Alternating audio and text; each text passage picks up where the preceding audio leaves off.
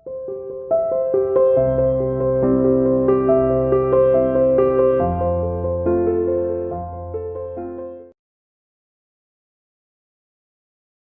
Are welcome बेटा। Crisis of democratic order chapter 6 को continuous करेंगे, लोकतांत्रिक व्यवस्था का संकट। इसमें हम बात करने वाले हैं कि कैसे जब 1971 के बाद लोकसभा के चुनाव में लैंडस्लाइड विक्ट्री के साथ में इंदिरा गांधी देश की प्राइम मिनिस्टर बनती है और उसके बाद में कौन कौन से संकट आते हैं इंदिरा गांधी के सामने, जिसकी वजह से इंदिरा गांधी देश में इमरजेंसी लगाने के लिए मजबूर होती है। उनका पॉइंट ऑफ व्यू है, ठीक है ना। कौन कौन सी परिस्थितियां बनती है, what are the situations that compel the then prime minister to impose the emergency in India, ठीक है ना। भारत में आपातकालीन स्थिति क्यों लगाई गई।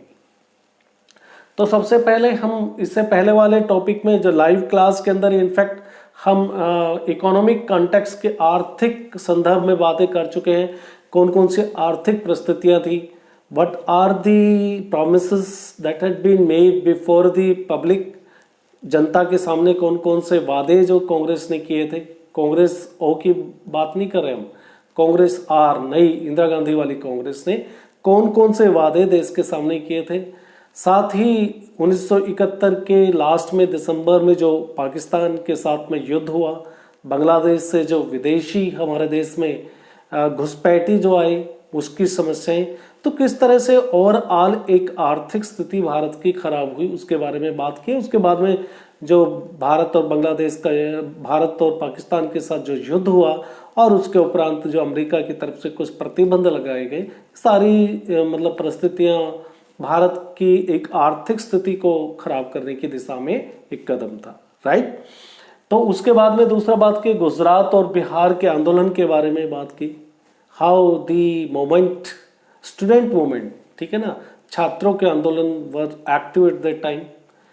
किस तरह से, चाहे गुजरात की बात करें, इवन उस टाइम में गुजरात में हमको कांग्रेस की जो सरकार थी उसको रेजिग्नेशन देना पड़ा, दोबारा चुनाव हुए।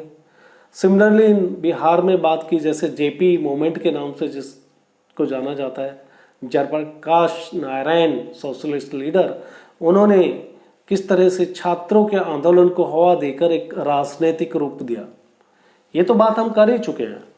But today's our topic is न्यायपालिका से संघर्ष, कॉन्फ्लिक्ट विद द जुडिशरी। कि इंदिरा गांधी की जो सरकार थी उसके न्यायपालिका के साथ में संबंध बहुत अच्छे नहीं रहे दैट टाइम, ठीक है ना। उस समय में the terms between the parliament and the judiciary were not very good at that time. कौन कौन सी वो मजबूरियां थी, कांग्रेस या देश की सरकार क्या कह रही थी करने के लिए और न्यायपालिका क्यों मना कर रही थी वो करने के लिए, पूरा हम समझने की कोशिश करेंगे, राइट। पहले ही मैंने जब हम बात कर रहे थे तो बात हमने कहा था कि तल्ख इतने अच्छे से टर्म्स नहीं थे न्यायपालिका और देश की संसद के उस टाइम में। मैंने ये भी बताया था जब जब देश के अंदर कोई राजनीतिक दल पूर्ण बहुमत के साथ लैंडस्लाइड विक्ट्री के साथ में आता है तो स्वाभाविक रूप से ऐसा देखा गया, ऐसा it has been experienced in India कि that the situation, the terms between the parliament and the judiciary not seems to be very good, ठीक है ना। उस समय में बहुत अच्छे संबंध नहीं देखे गए। तो कौन कौन से जो फैक्टर्स हैं, कौन कौन से पॉइंट है जिनको लेकर पार्लियामेंट और देश की न्यायपालिका जुडिशरी के बीच में संबंध खराब हुए। सबसे पहले तो संसद मौलिक अधिकार, फंडामेंटल राइट्स, ठीक है ना, जो कॉन्स्टिट्यूशन में गारंटीड फंडामेंटल राइट्स दिए गए हैं, मौलिक अधिकार के, इनमें कोई बदलाव किया जा सकता है क्या? Fundamental rights can be amended, क्या इनमें कोई अमेंडमेंट पॉसिबल है? इस लेके था देश की जो पार्लियामेंट है वो कह रही है कि we have the power to amend the constitution, the whole constitution can be amended and it the power lies with the parliament as per the constitution, ठीक है ना। वो कहते हैं कि आर्टिकल 368 ये हमको परमिशन देता है कि संविधान के किसी भी हिस्से में हम कहीं नहीं लिखा कि कौन से भाग में हम बदलाव नहीं कर सकते, हमारे पास अधिकार है, पार्लियामेंट कर सकती है ऐसा। It was the point of देश की सरकार का, संसद का उस समय में ये अपना पक्ष था कि संसद चाहे तो किसी भी भाग में, कॉन्स्टिट्यूशन के किसी भी भाग में परिवर्तन कर सकती है। But on the other side, कहने का मतलब संसद कटौती भी कर सकती है, फंडामेंटल राइट्स कम कर सकती है। On the other side there was a point of view of the judiciary, no बोला, उन्होंने कहा कि नहीं, संसद को सब कुछ करने का अधिकार नहीं है। फंडामेंटल राइट्स जो मौलिक अधिकार है, that can not be amended, उसमें कोई बदलाव नहीं किया जा सकता। That was the point of view, abridgement of the fundamental rights, उसमें कोई कटौती पॉसिबल नहीं है, ये पार्लियामेंट का कहना है, जुडिशरी कह रही थी। तो दोनों के बीच में there was a possibility of conflict between the judiciary and the parliament, right, for that particular matter. Next था, can the parliament curtail the right to property, क्या जो संपत्ति का अधिकार आपको दिया गया है वो भी, that was also the part of the fundamental rights, क्या उसमें कोई कर्टेलमेंट पॉसिबल है? क्या देश की संसद आपके संपत्ति के अधिकार को कम कर सकती है क्या? संसद का कहना था यस, संसद कर सकती है, लेकिन वहीं on the other side judiciary का कहना था नो। तो संपत्ति के अधिकार को लेकर काट छाट के बारे में कि क्या कम किया जा सकता है क्या, इसको लेकर भी देश की संसद और जुडिशरी, न्यायपालिका या सुप्रीम कोर्ट या सर्वोच्च न्यायालय, अपेक्स कोर्ट, कुछ भी कहिए, इसको लेकर भी इश्यू चल रहा था। दोनों के पॉइंट ऑफ व्यू अलग अलग थे, ठीक है ना, कंप्रोमाइज पे आ ही नहीं रहे थे दोनों। Next was the parliament amended the constitution saying that it can abridge the fundamental rights। अब तो और ज्यादा एक चरम सीमा पे पहुंच गए, tension between the parliament and the judiciary, किस शब्द को, किस बात को लेके, कौन से मुद्दे को लेकर, कि पार्लियामेंट ने तो कर ही डाला कॉन्स्टिट्यूशन में चेंजेस, क्या फंडामेंटल का जो राइट, जो आपको संपत्ति का अधिकार दिया है उसको उसने बदल डाला, संपत्ति के अधिकार को निकाल दिया मौलिक अधिकारों से। एंड उन्होंने कहा कि भी हम ये कर सकते हैं, पार्लियामेंट ने कहा फंडामेंटल राइट्स, हम ये डायरेक्टिव प्रिंसिपल, राज्य के नीति निर्देशक तत्वों को ताकत देने के लिए फंडामेंटल राइट्स में चेंजेस संभव है, ये कहना था पार्लियामेंट का, राइट। पार्लियामेंट कहती थी हम कर सकते हैं, कॉन्स्टिट्यूशन में अमेंडमेंट हो सकता है, कैसे, saying that it can be abridge, abridge मतलब कमी कर सकती है फंडामेंटल राइट्स में, डायरेक्टिव प्रिंसिपल को इंपॉर्टेंस देने के लिए। यानी कि डायरेक्टिव प्रिंसिपल्स क्या है, स्टेट के नीति निर्देशक तत्व है जिनको राज्य गरीबों के, उस टाइम में जब देश में अपना कॉन्स्टिट्यूशन अफेक्ट हुआ उस टाइम नहीं थे इतने हमारे पास रिसोर्सेज, लेकिन over the period of time कुछ आप नीति निर्देशक तत्वों को दे सकते थे इम्पोर्टेंस, ताकि जो गरीब लोग हैं उनका भी और भला हो जाए, ठीक है ना। अब सर्वोच्च न्यायालय ने इस जो पार्लियामेंट ने अमेंडमेंट किया, क्या आपके जो संपत्ति का अधिकार है उसको काट दिया, इस आप पार्लियामेंट सर्वोच्च न्यायालय ने इसको निरस्त कर दिया, रिजेक्टेड, नल एंड वाइड। संपत्ति का अधिकार जो दिया गया था पार्लियामेंट ने उसको हटा दिया मौलिक अधिकारों से। वहीं दूसरी तरफ ये जो फैसला लिया गया इसको कैंसिल कर दिया किसने, सर्वोच्च न्यायालय ने।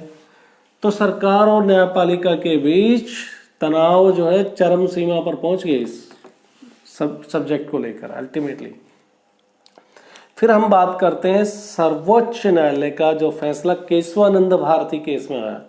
केशवानंद भारती को आप इतना ही जान लीजिए, ही वाज द सन, ठीक है ना, शंकराचार्य केरल के थे और केरल में उनका, केरल सरकार के साथ में उनका इसी बात को लेके संपत्ति के अधिकार, उनके पास में बहुत सारी ज़मीन थी और केरल की सरकार को ज़मीन चाहिए थी for the purpose of development, ठीक है ना।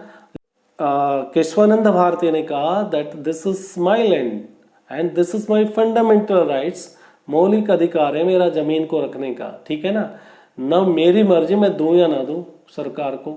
And the Kerala government has file the case in the supreme court of India और सुप्रीम कोर्ट ऑफ इंडिया में किसका फेवर लिया? केशवानंद भारती का, क्योंकि फंडामेंटल राइट्स में दिया गया है संपत्ति का अधिकार और ये तो कुछ मांग ही नहीं रही है, तो वही बोल रहे हैं कि भाई मेरी जमीन है मैं ना दूं। तो अल्टीमेटली हुआ क्या, 1973 में इसका फैसला आया। वो अलग बात है कि कितने दिन लगे, ठीक है ना। और 13 जो जजेस थी उसकी बेंच थी, सबसे बड़ी अभी तक की बोलते हैं। 13 जजेस इस फैसले को सुनाने में काफ़ी टाइम भी लगता है, बहुत सारे पेजेस में रहता है। सर्वोच्च न्यायालय इस केस में केशवानंद भारती का फेवर लेते हैं, ठीक है ना। और एक BSD संविधान का बुनियादी ढांचा नाम की कोई एक चीज़ का भी वो विकास कर देते हैं कि भाई कॉन्स्टिट्यूशंस के हर पार्ट में जब चाहे पार्लियामेंट चेंज नहीं कर सकती। There is something like BSD basic structure doctrine कि एक संविधान का बुनियादी ढांचा है, संविधान की आत्मा है, आत्मा को आप संविधान से अलग नहीं कर सकते। तो अगर हम बुनियादी ढांचे की बात करते हैं तो जैसे कि राज्य और केंद्र सरकार के बीच में जो संघीय शासन में आपके संबंध है, शक्तियों का जो बंटवारा है, that can not be amended by the constitution by the parliament. ऐसे ही भारत के अंदर डेमोक्रेसी एस्टेब्लिश किया गया है, योर राइट टू फ्रीडम है, राइट टू इक्वलिटी है, बहुत सारी चीज़ें हैं जो BSD के अंदर आती है, संविधान का बुनियादी ढांचे में आती है। बट बुनियादी ढांचा क्या है, इट विल बी डिसाइडेड या defined by the supreme court itself.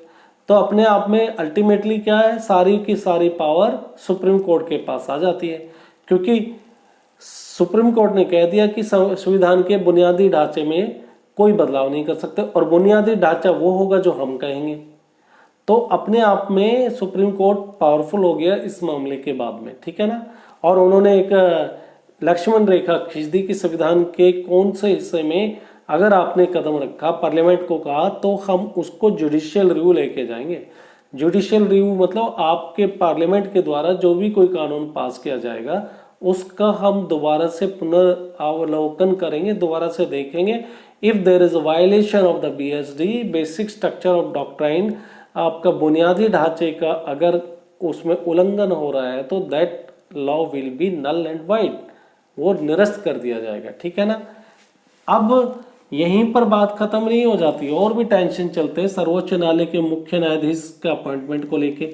1973 का जो जजमेंट आता है केशवानंद भारती का, उसके तुरंत बाद में मुख्य न्यायाधीश है वो भी रिटायरमेंट होने वाले होते हैं और उसकी जगह में देयर वाज कॉन्स्टिट्यूशनल रिक्वायरमेंट थी कि fill up the vacancy of the chief justice of India. जो रिटायर हो गए होने जा रहे हैं उसकी जगह दूसरा चीफ जस्टिस बनना था obviously. And there was a tradition in India, क्या ट्रेडिशन है कि जो सुपर सीनियर मोस्ट जज है that will become the chief justice of India, ठीक है ना। वरिष्ठता को ध्यान में रखा जाएगा, जो सबसे पहले जिसने ज्वाइन किया और सभी में सीनियर मोस्ट जज है वो बनने वाला है चीफ जस्टिस। बस at that time the government of Indira Gandhi has decided by this regarding the 3 senior most judges, ठीक है ना, 3 senior most judges को छोड़ के चौथा जो जज था and he had been appointed the chief justice of India, उसको मुख्य न्यायाधीश बना दिया गया। अपने आप में एक क्लाइमेक्स पे चला गया, क्लाइमैक्स मतलब एकदम चरम सीमा पे चले गए दोनों के संबंध के बीच जो टेंशन था, पार्लियामेंट और देश की न्यायपालिका के बीच में जो संबंध थे, टेंस थे, वो और ज़्यादा टेंस हो गए क्योंकि आपने 3 जजेस को छोड़ दिया। और वो जजेस भी कौन से थे? द जजेस, उन्होंने कभी ना कभी किसी केस में सरकार के पक्ष में ना देकर निर्णय सरकार के अगेंस्ट में दिया था, ठीक है ना। ऑल द 3 जजेस ऑफ द गवर्नमेंट, जो सरकार का जो स्टैंड था उसके अगेंस्ट में उन्होंने निर्णय दिया था। इस वजह से इनको सजा मिली, किस 3 जजेस को। और सबसे जो इन तीनों के बीच बाद में, तीनों को छोड़ के जो 4th पर्सन था, A.N. Roy, he had become the chief justice of India at that time in 1973। तो संविधान की व्याख्या को लेकर, ठीक है ना, राजनीतिक विचारधाराओं का बड़ी तेजी से आपस में घालमेल हो रहा था। एक तरफ आपके देश के न्यायालय कह रहे थे, जुडिशरी कह रही थी इंटरप्रिटेशन की रेस्पॉन्सिबिलिटी हमारे पास है, संविधान क्या है उसकी व्याख्या हम करेंगे। On the other side political ideology अलग चल रही थी, देश की पार्लियामेंट का अपनी अलग सोच थी। तो परम बिंदु पे तो तब पहुंच गया, इसके बाद यहाँ पर ख़त्म नहीं हो जाता, फिर एक क्लाइमैक्स फिर आता है। ये उच्च न्यायालय का डिसीजन है। इलाहाबाद के अंदर जो लखनऊ का हाई कोर्ट है उसकी बेंच, ठीक है ना, यहाँ इसका डिसीजन आ गया इंदिरा गांधी के खिलाफ। इंदिरा गांधी के खिलाफ जो चुनाव में खड़े हुए थे उन्होंने कर दिया कि इंदिरा गांधी के जो चुनाव को निरस्त किया जाए, because she has taken the services of the government services. चुनाव के दौरान इन्होंने चुनाव के प्रचार में सरकारी अमले का, सरकारी लोगों का, सरकारी संपत्ति का इस्तेमाल किया है। अब उच्च न्यायालय इसके अगेंस्ट में डिसीजन दे देते इंदिरा गांधी के अगेंस्ट में। अब इंदिरा गांधी के अगेंस्ट में दे दिए तो ये लोकसभा की मेंबर नहीं रहेंगी। अगर लोकसभा की ये मेंबर नहीं रहेंगी, जब लोकसभा की मेंबर नहीं है तो प्राइम मिनिस्टर कैसे रह सकती है? राइट, प्राइम मिनिस्टर नहीं रह सकती। अल्टीमेटली क्या हुआ? इंदिरा गांधी सुप्रीम कोर्ट चली गई। कहाँ चली गई? Supreme court. सुप्रीम कोर्ट में तो बैठे ही है न्यायाधीश बैठाए हुए इनके, तो वहाँ उस सुप्रीम कोर्ट से थोड़ा पार्शियली इनको रिलैक्सेशन दे दिया गया कि भाई you will not attend the Lok Sabha proceedings. Lok Sabha की प्रोसीडिंग्स को अटेंड नहीं करेंगे जब तक कि आपकी जो रिट पिटीशन है उसकी सुनवाई होकर निर्णय नहीं आ जाता। तो ये सब हम पढ़ रहे हैं पृष्ठभूमि के लिए कि क्या आपातकाल के लिए कौन कौन से कारण थे, कौन सी परिस्थितियां बनी जिससे आपातकाल देश में लगा, ठीक है ना। हमने बात की न्यायपालिका, आज के जो टॉपिक में न्यायपालिका और संसद के बीच में संघर्ष के बारे में बात की, ठीक है ना। पहले ये टॉपिक आर्थिक और गुजरात और बिहार के बारे में हम पहले पढ़ चुके थे। इसी के साथ आज का अपना ये टॉपिक यहीं पर समाप्त होता है। फिर नए टॉपिक के साथ दोबारा मुलाकात होगी। तब तक के लिए goodbye, stay home, stay safe, thank you.